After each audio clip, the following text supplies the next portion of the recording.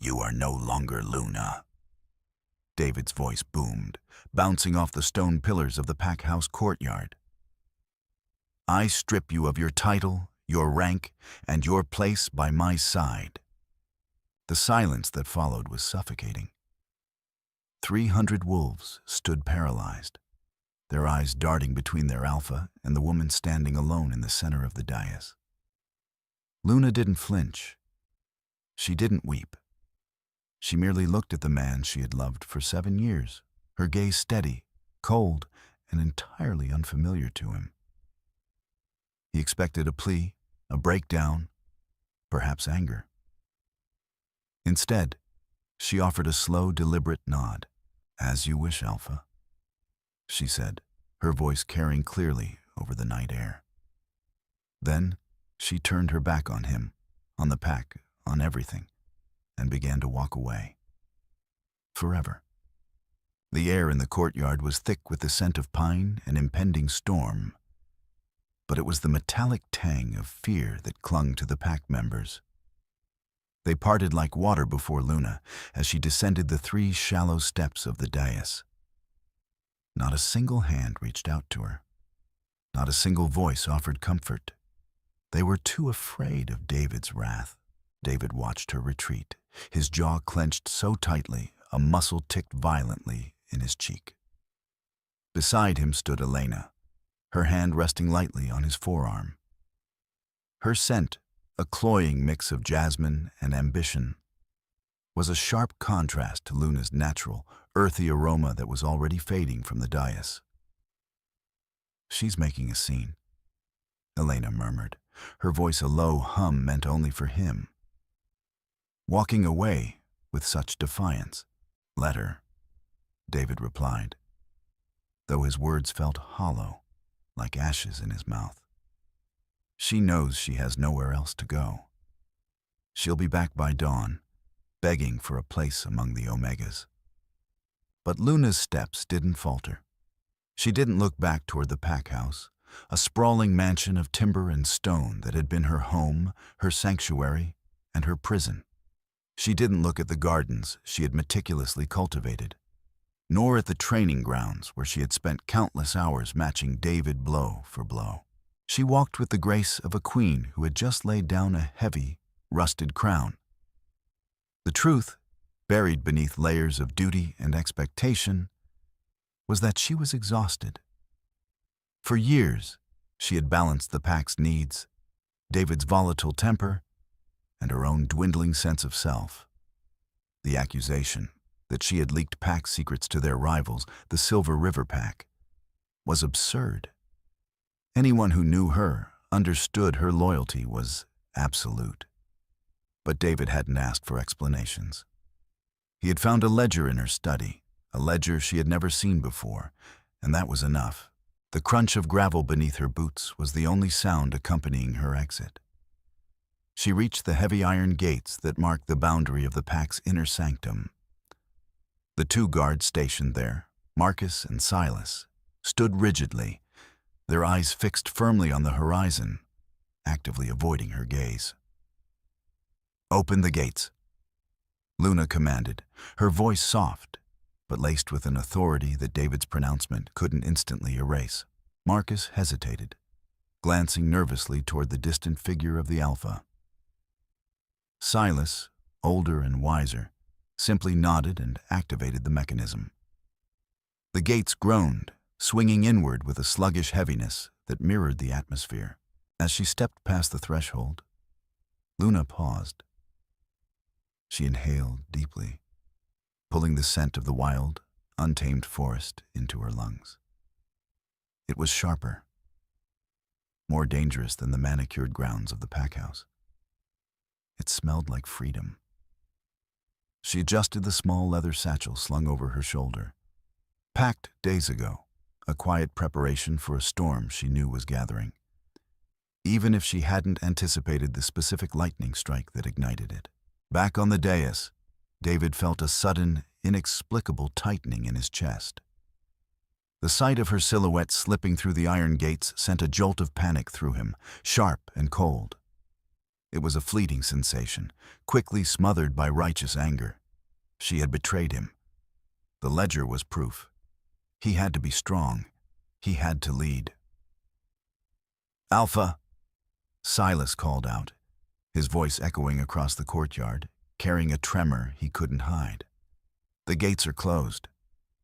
David nodded sharply, turning away from the sight of the empty archway. He addressed the silent pack. "The matter is settled. We move forward. Tomorrow, we hold the Luna ceremony for Elena." A murmur rippled through the crowd, a mix of surprise and unease. The transition was brutally fast. Elena smiled, a triumphant curve of her lips that didn't reach her eyes. Luna, meanwhile, was already deep within the tree line. The moonlight filtered through the canopy, casting long, skeletal shadows on the forest floor. She didn't run. She maintained a steady, relentless pace, her senses heightened, tuned to the rustle of leaves and the snap of twigs. She was no longer a Luna, but she was still a wolf. And a solitary wolf was a dangerous thing indeed. The forest at night was a symphony of unseen threats and hidden life. But Luna found a strange comfort in its indifference. The trees didn't judge her. The wind didn't whisper accusations. For the first time in years, she was accountable only to herself. She walked until her legs burned, and the moon began its slow descent toward the horizon. Finding a small hollow beneath the gnarled roots of an ancient oak, she settled down. She didn't light a fire. Doing so would announce her position to anyone, or anything, that might be tracking her. Pulling a thin blanket from her satchel, she wrapped it tightly around her shoulders. The physical cold was manageable. It was the chill radiating from within that proved difficult to ignore. The image of David's face, contorted with rage and a disturbing lack of hesitation, played repeatedly in her mind. 7 years. They had built the pack's current prosperity together.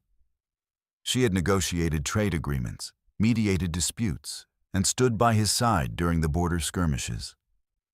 The suddenness of his turn was what baffled her most. The ledger had appeared mysteriously, filled with transactions she supposedly authorized. It was a clumsy forgery, easily disproved with a thorough investigation. But David hadn't wanted an investigation. He had wanted an execution, metaphorically speaking. Why? The question echoed in the silent hollow. Was it simply Elena's influence? Or was there a deeper rot within David? A fragility to his ego that couldn't handle a Luna who often outshone him in diplomacy. A twig snapped nearby, sharp and loud. Luna froze, her breathing shallow. She closed her eyes, extending her senses, feeling the subtle vibrations in the earth and tasting the air for unfamiliar scents. It was a fox, moving cautiously through the underbrush. She exhaled slowly, the tension draining from her muscles. Morning brought a pale, watery light and a stiff ache in her joints. She ate a handful of dried berries and nuts from her pack, washing them down with water from a nearby stream. She needed a plan. The nearest town, a human settlement indifferent to the complexities of wolf packs, was a 3-day trek to the north. It was her best option for anonymity and a fresh start. But traveling on foot made her vulnerable. She set off, her pace steady. Around midday, she caught a scent that made her blood run cold. It wasn't a forest creature. It was a wolf, and it was familiar. She dropped to a crouch, concealing herself behind a dense thicket of ferns. The scent grew stronger, musky with a hint of damp earth. It was Jack's, one of David's trackers. Had David sent him to bring her back, or to finish the job? Luna watched as Jax emerged into a small clearing about 50 yards away. He was in his human form, moving with a predatory grace, his eyes scanning the ground. He knelt, examining a patch of soft earth where she had crossed hours earlier. He knew she was here. Luna calculated her options. She could run, but Jax was faster and had the advantage of the pack's resources. She could fight, but a confrontation would likely draw more of David's men. She chose the hardest option: stillness. She controlled her breathing, slowing her heart rate until it was barely a flutter. She willed her scent to blend with the surrounding damp vegetation, a technique she had learned from an old rogue wolf years ago. Jax lingered in the clearing for what felt like an eternity. He sniffed the air, a frown creasing his forehead. He seemed confused, pacing back and forth, losing the trail. Finally, with a frustrated sigh, he shifted into his wolf form, a massive, russet-colored beast, and bounded off in the wrong direction. Luna remained hidden for another hour, ensuring he was truly gone. When she finally stood, her legs were shaking, not from fear, but from the adrenaline crash. David was actively hunting her. The realization was a bitter pill. Walking away wasn't enough. She had to disappear completely. She adjusted her satchel, the strap biting into her shoulder, and adjusted her course. She wouldn't go north to the human town. That was too predictable. She would go east, toward the treacherous Blackwood Ridge. It was a path few wolves dared to tread, a place of myths and dangerous terrain. It was exactly where they wouldn't look. The terrain shifted drastically as Luna pressed east. The gentle slopes of the pine forest gave way to jagged rock formations and dense, unforgiving undergrowth. The Blackwood Ridge lived up to its name. The trees here were ancient, their bark a charred, unnatural black, their branches twisting like arthritic fingers against the bruised sky. The air was thinner, colder, and carried a metallic scent that tasted like old copper on her tongue. The legend spoke of the ridge as a cursed place, an area where the veil between the physical world and the spirit realm was thin. Pack mothers used tales of the Blackwood to frighten disobedient pups into submission. Luna didn't believe in curses, but she respected the hostile environment. Every step required focus. Loose shale threatened to send her tumbling down steep ravines, and the dense thorny bushes tore at her clothes and skin. By the second day on the ridge, her water supply was dangerously low. The streams she had relied upon earlier had vanished, replaced by dry, cracked gullies. Exhaustion gnawed at her, a physical weight dragging her down. She stopped to rest against a smooth boulder, pulling her canteen from her bag. A single swallow remained. She swished it around her mouth, savoring the cool liquid, before letting it slide down her parched throat. It wasn't enough.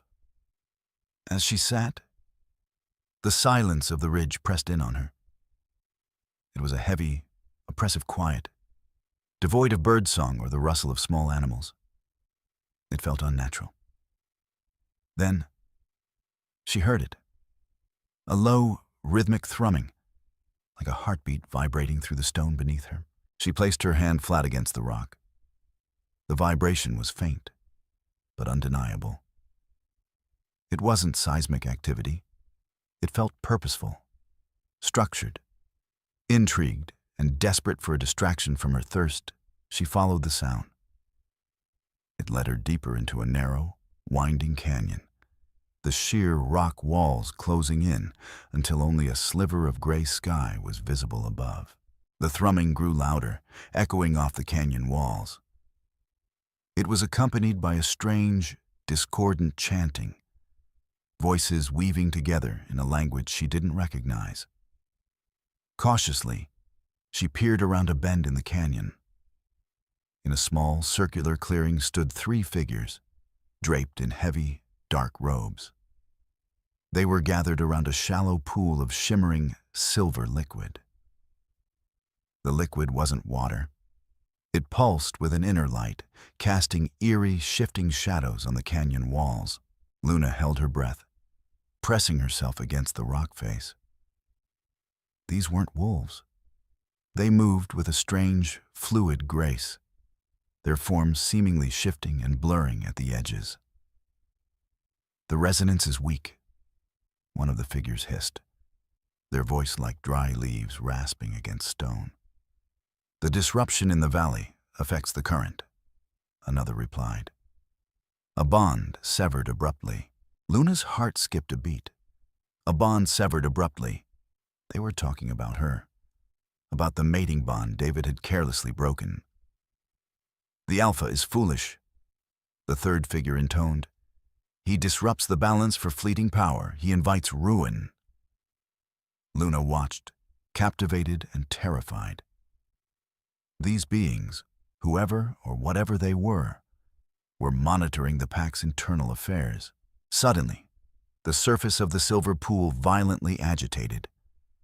The liquid frothed and bubbled, rising into a column that mirrored the shape of a man.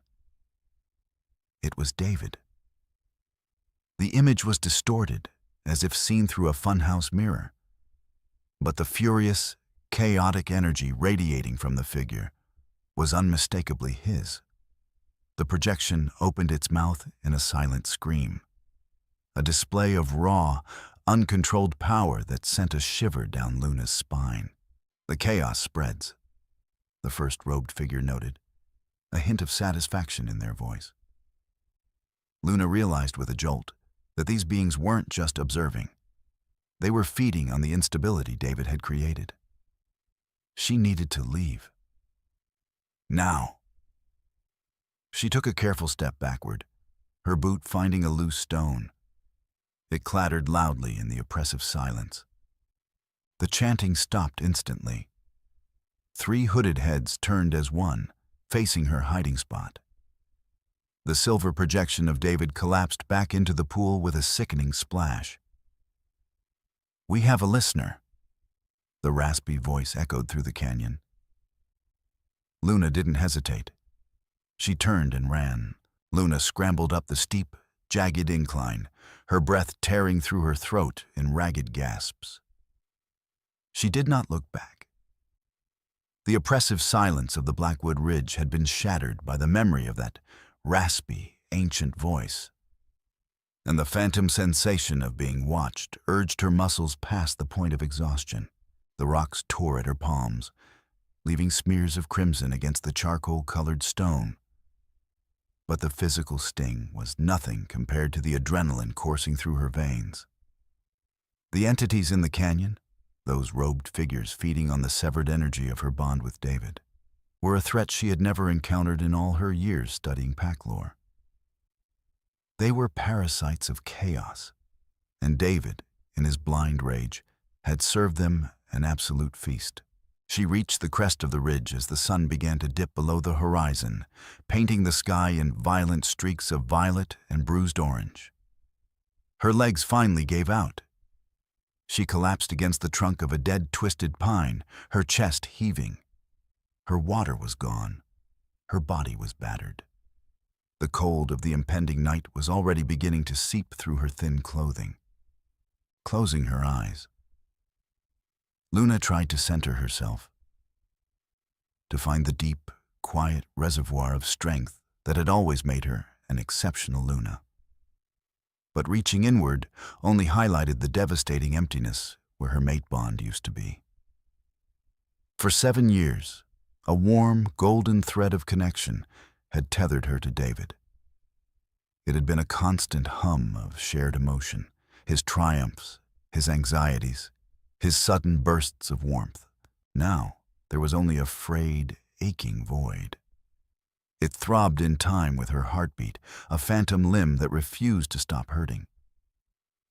"I strip you of your title, your rank, and your place by my side," the words echoed in her mind, carrying the same devastating finality as they had on the dais. She remembered a night 3 years ago, during a brutal winter storm. They had been trapped in the pack house study, wrapped in heavy blankets before a roaring fire. David had pulled her close, burying his face in her neck. "You are the compass of this pack, Luna," he had whispered, his voice thick with emotion. Without you, we lose our way. Without you, I lose my way. A bitter, humorless smile touched her cracked lips. How quickly the compass had been discarded the moment a forged ledger pointed toward treason. How eagerly he had replaced her with Elena, a woman whose ambition was as transparent as glass to everyone except the Alpha himself.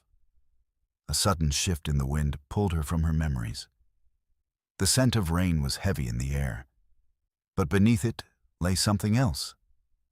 A faint, earthy aroma. Wood smoke. Survival instincts overrode her exhaustion. Smoke meant a fire, and a fire meant someone was out here in the desolate expanse of the ridge. Forcing her trembling legs to bear her weight, Luna pushed herself off the tree. She could not afford to freeze to death, but she also could not walk blindly into a camp of hostiles. Moving with deliberate, agonizing slowness, she followed the scent. The terrain sloped downward into a treacherous ravine choked with thorny underbrush.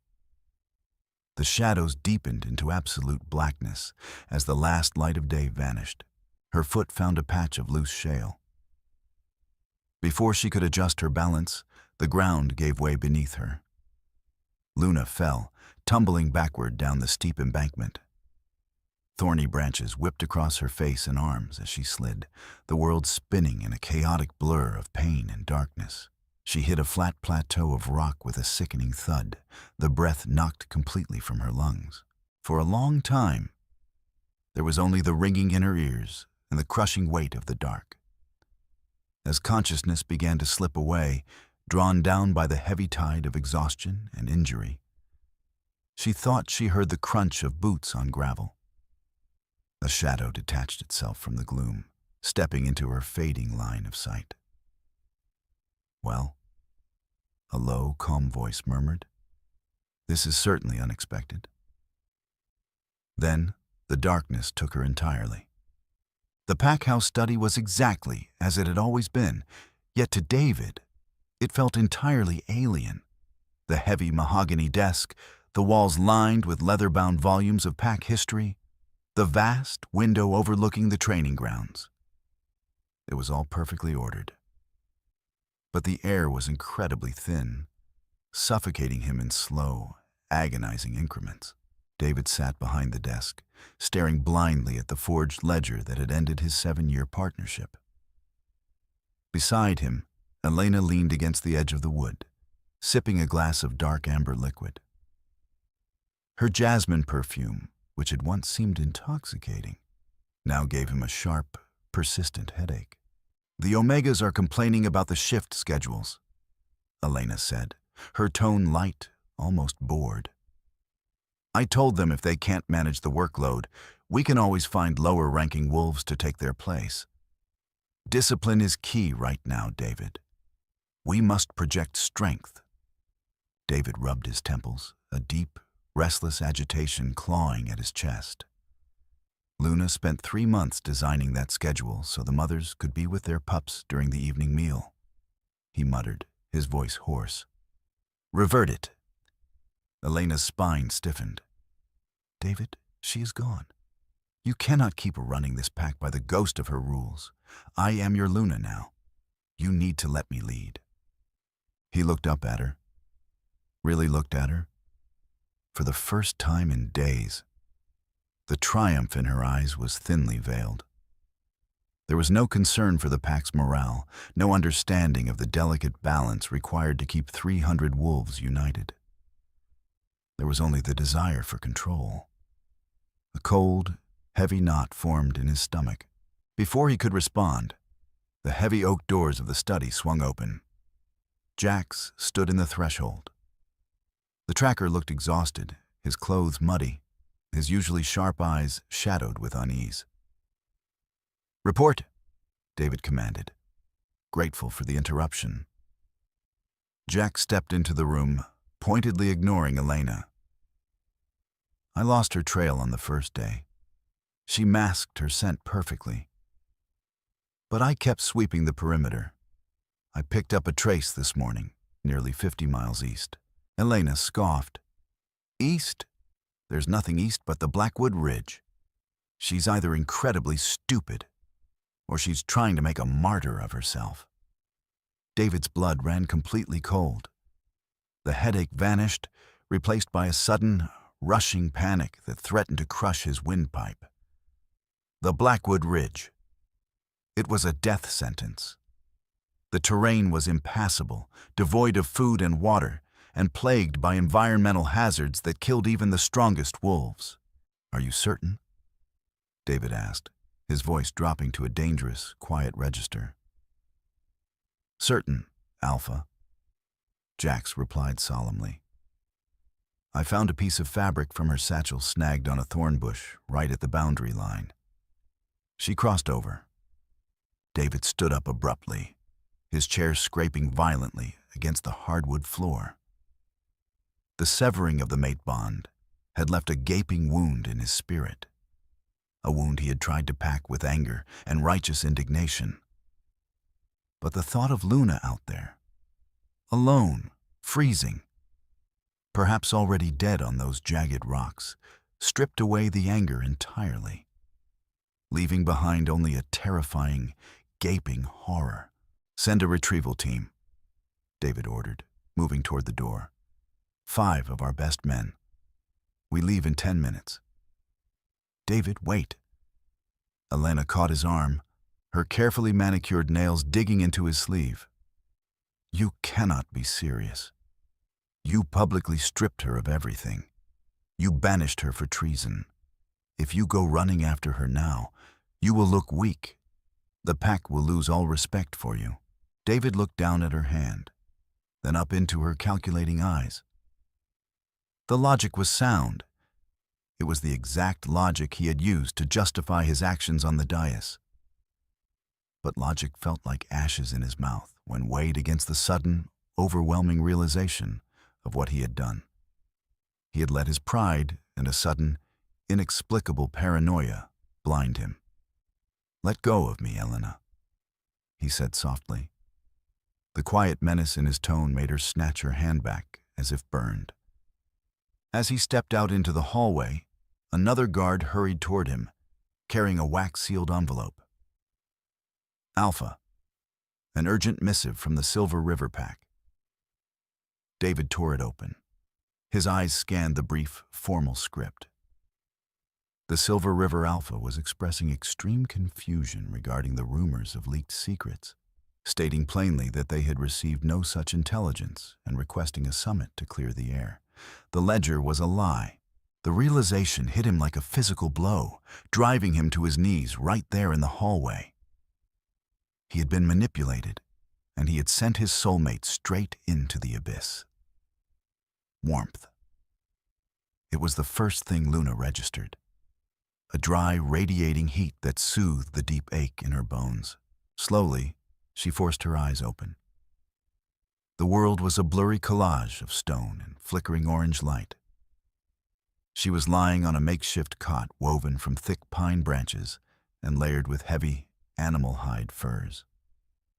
The smell of burning sage and dried mint filled the air, cutting through the damp, metallic scent of the Blackwood Ridge.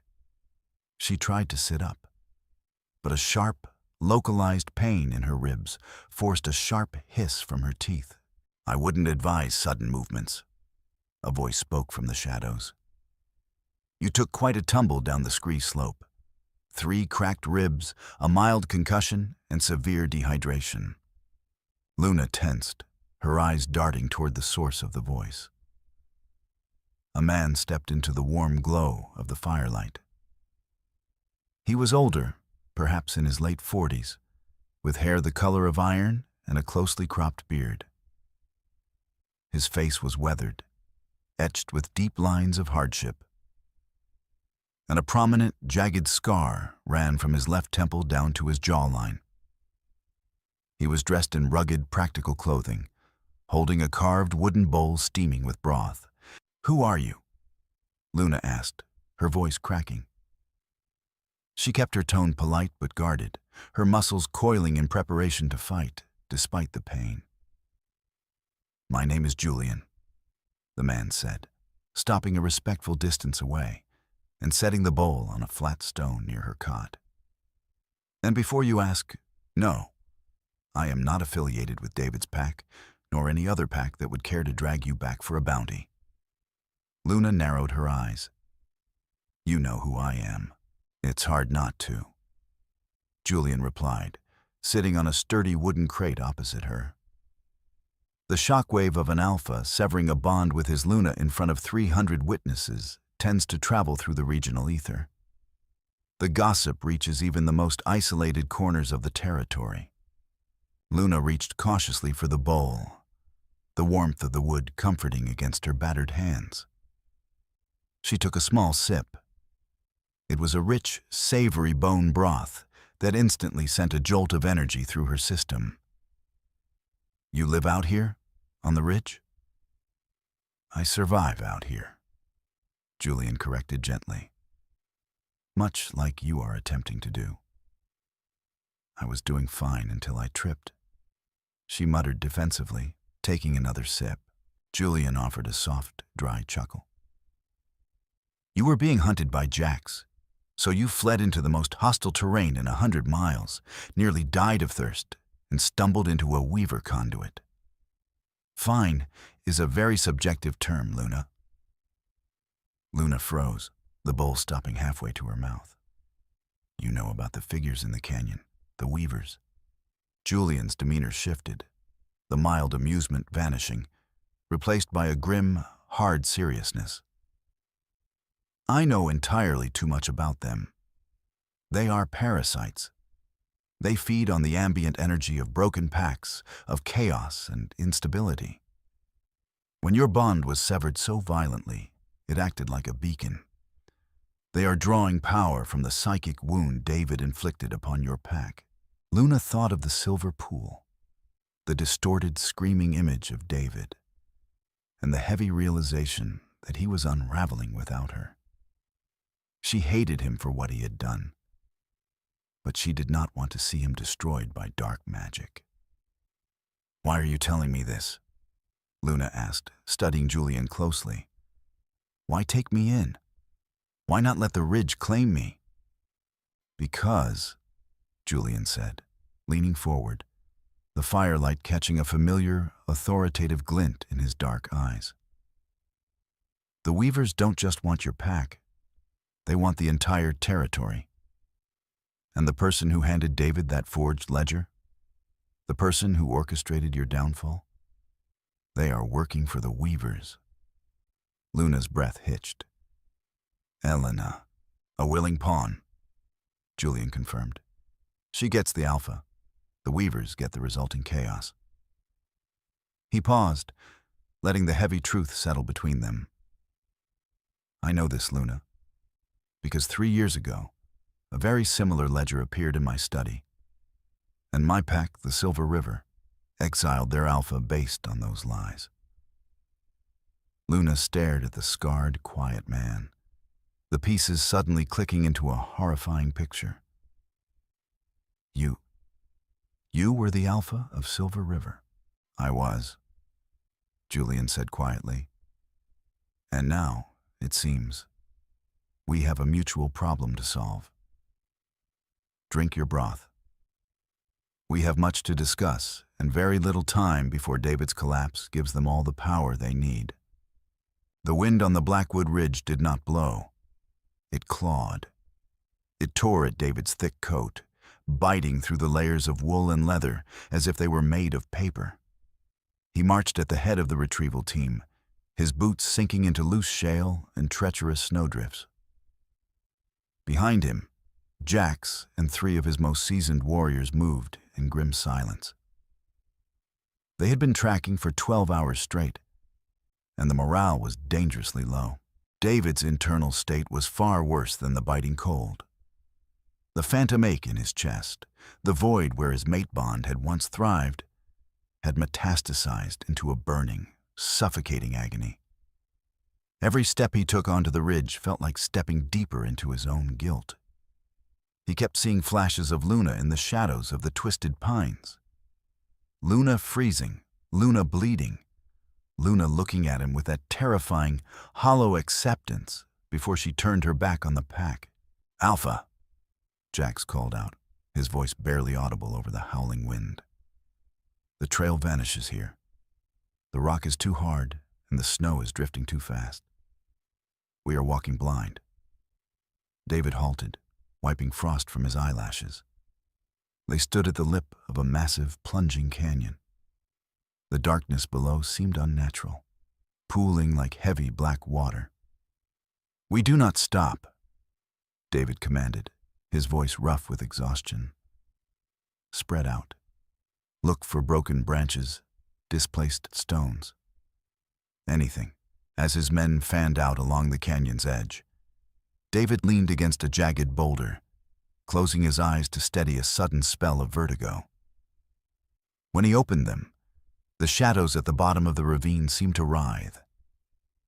He heard a whisper, a sound like dry leaves scraping against a tombstone. "She's gone, David. You cast her into the dark, and the dark consumed her." David flinched, his hand dropping to the hilt of the hunting knife at his belt. "Who's there? You broke the compass. Now you will wander until you starve." The voices were in his head, slipping through the cracked foundations of his psychic defenses.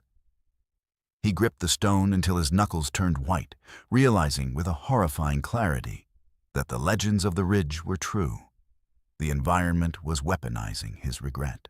Miles away, in the warmth of the hidden cave, Luna sat cross-legged on a woven rug, a stark contrast to David's torment. The sharp pain in her ribs had dulled to a manageable ache, thanks to Julian's herbal poultices. She watched the older alpha add another log to the fire, sending a shower of golden sparks into the damp air. "The weavers feed on the friction of a broken bond," Julian explained, sitting heavily on a wooden crate. "When David humiliated you, he didn't just break a pack law. He severed a 7-year tether of concentrated energy. That energy is currently bleeding out into the atmosphere, drawing the weavers like sharks to blood." Luna stared into the flames, processing the logic. "So, as long as he and I remain at odds, the weavers grow stronger. They use his guilt and my anger to power themselves?" "Precisely," Julian nodded, his scarred face solemn. "And Elena is their anchor within your pack. She ensures the chaos continues by feeding David's paranoia and isolating him from his loyalists. By the time he realizes the ledger was a forgery, his mind will be too fractured by the weaver's influence to lead." "He already knows," Luna murmured, surprising herself with the certainty in her voice. "I can feel the echo of it. The anger is gone. There's only panic now." Julian tilted his head, studying her carefully. "If you can still feel the echo, the bond is not entirely dead, merely severely damaged. You have a choice, Luna. We can stay hidden here, survive the winter, and watch your former pack tear itself apart. Or I face him," Luna finished, her voice steady. "Not to rebuild the bond, but to cauterize the wound, to deny the weavers their feast by finding emotional closure." Julian offered a slow, approving smile. "You are an exceptional woman." David was a fool of historic proportions. "But how do you plan to confront him when he is currently walking directly into a weaver trap in the lower canyon?" Luna's eyes widened. She stood up, ignoring the twinge in her side. She remembered the silver pool, the chanting, the projected image of David's agony. "They aren't hunting me anymore. They are hunting him. We have to go."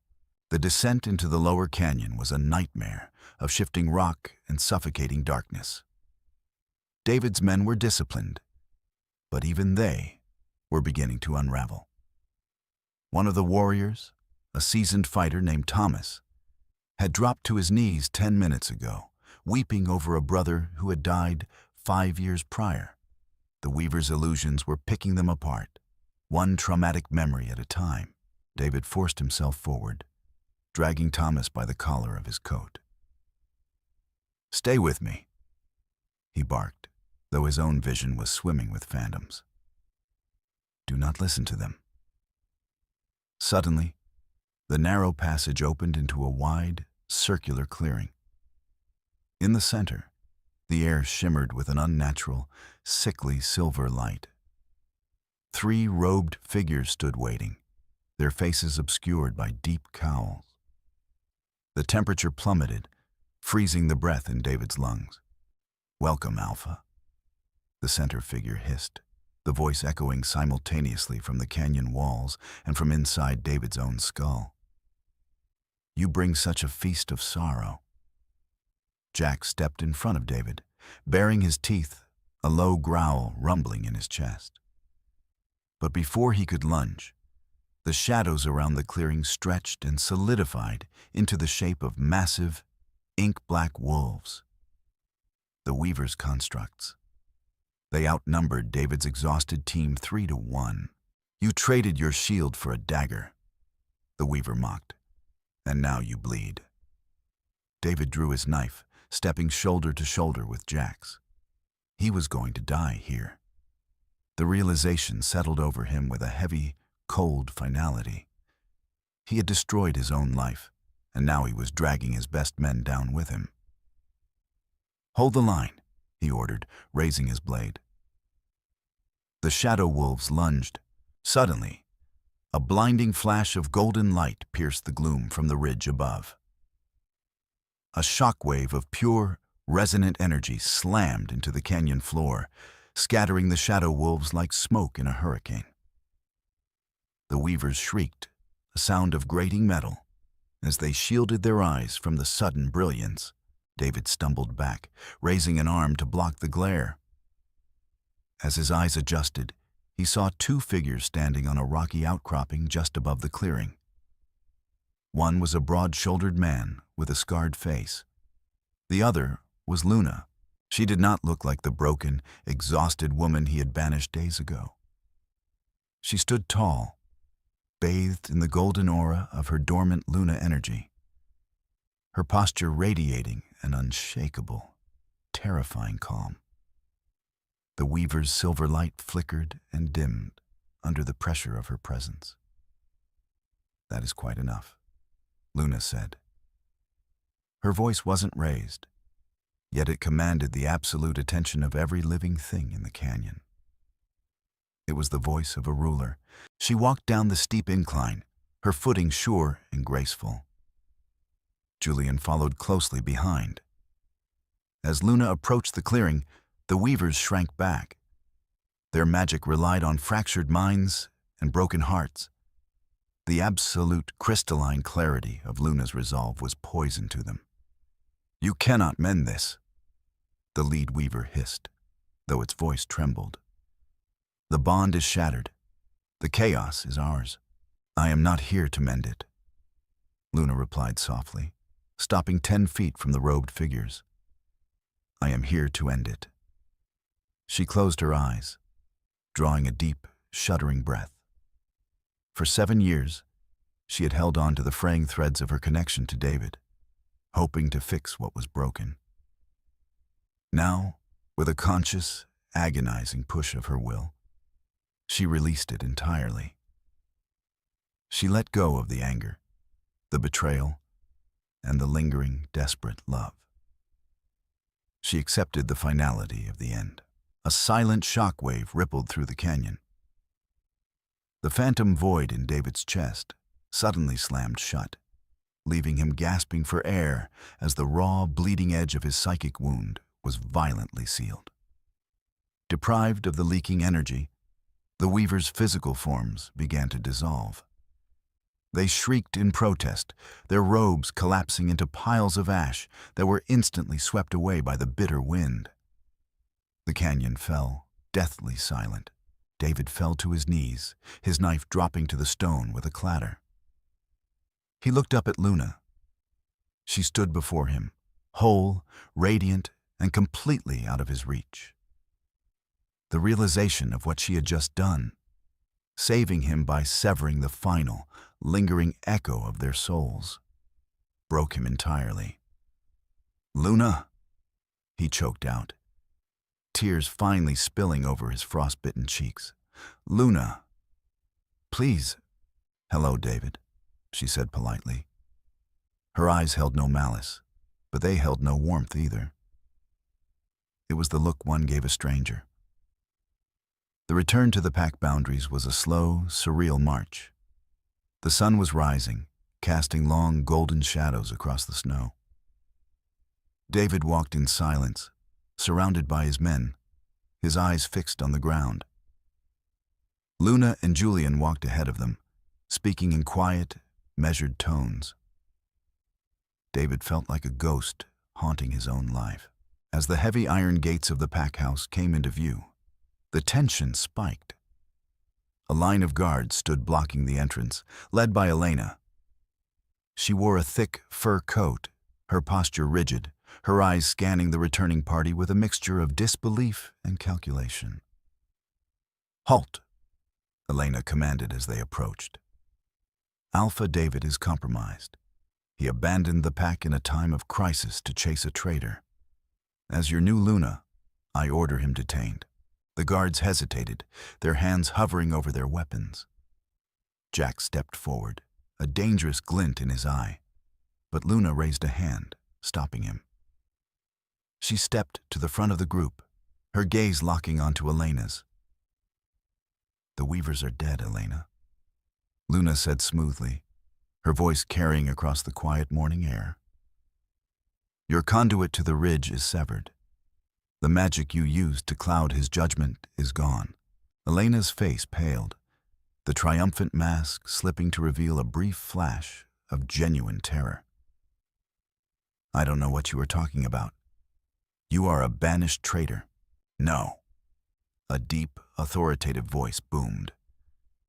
Julian stepped out from behind Luna, throwing off the hood of his cloak. The scarred face of the former Silver River Alpha was instantly recognizable to the older guards. "She is the savior of your pack. The ledger was a forgery, Elena. The exact same forgery you and your associates planted in my study 3 years ago." A shocked murmur rippled through the guards. The pieces fell into place with devastating logic. The sudden accusations, the swift banishment, the rapid push for control. David pushed his way to the front, his eyes blazing with a cold, terrifying clarity. "Arrest her," he ordered his men, his voice cracking like a whip. "Throw her in the holding cells. We will convene a tribunal tonight." Elena screamed, thrashing as 2 guards grabbed her arms, dragging her away toward the pack house. The air instantly felt lighter, the oppressive tension lifting from the courtyard. David turned to Luna. The pack members were spilling out of the main doors, their faces etched with guilt and relief. They parted, creating a wide circle around the 2 of them. "Luna," David began, his voice trembling. He dropped to one knee on the cold gravel, lowering his head in the ultimate display of submission. The gasps from the crowd were audible. An alpha never knelt. "I was blind. I was poisoned by paranoia and manipulated by a snake. I broke the most sacred law, and I broke you. I have no right to ask for your forgiveness." He looked up, his eyes pleading, desperate. "But I am asking you to come home. Take back your title. Take back your place. I will spend the rest of my life making this right. I swear it." Luna looked down at the man she had loved. She saw his genuine remorse, the absolute destruction of his pride. A part of her, the girl who had built this pack with him, ached to reach out and smooth the lines of worry from his face. But the woman who had survived the Blackwood Ridge remained still. "You did not break me, David," Luna said softly. Though the silence was so profound, everyone heard her. "But you did break us. Trust is not a mirror you can shatter and glue back together without seeing the cracks. You publicly stripped me of my dignity, my home, and my safety, without a moment of hesitation. David closed his eyes, a single tear tracking through the dirt on his face. "Please, I accept your apology," Luna continued, her tone gentle but imbued with unyielding finality. "And I am glad the pack is safe from the weavers. But I cannot be your Luna. Not anymore." She stepped back, distancing herself from the kneeling Alpha. She turned to Julian, who offered a respectful, understanding nod.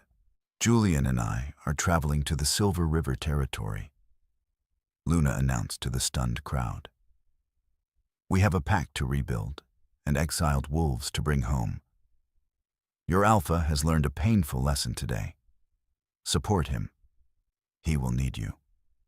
David watched, paralyzed by grief, as Luna adjusted the strap of her satchel.